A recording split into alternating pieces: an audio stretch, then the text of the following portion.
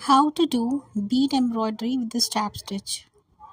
The strap stitch is like a single stitch, much like the straight stitch, but passed at the same location. If you were to pass in and out of the fabric out of the same location, you would be undoing the stitches, thus making no stitch at all. This is where the beads come into play.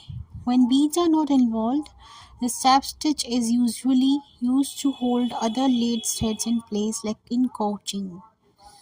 The strap stitch is particularly used to hold two beads or decorations in place. A smaller bead that is anchored by the strap stitch is used to pin down the bigger one in place.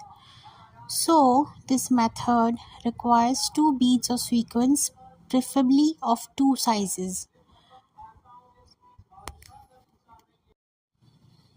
Now, come out with your needle at a point in your fabric, slip in a sequin or a big bead or a bead like a bugle. I am using a sequin.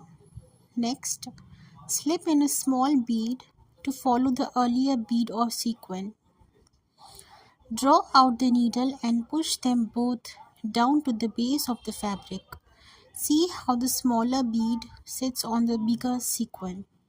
Now get the smaller bead out of the way and pass the needle back into the fabric only through the first bigger piece. This secures both the pieces in place. The beads pins down the bigger one.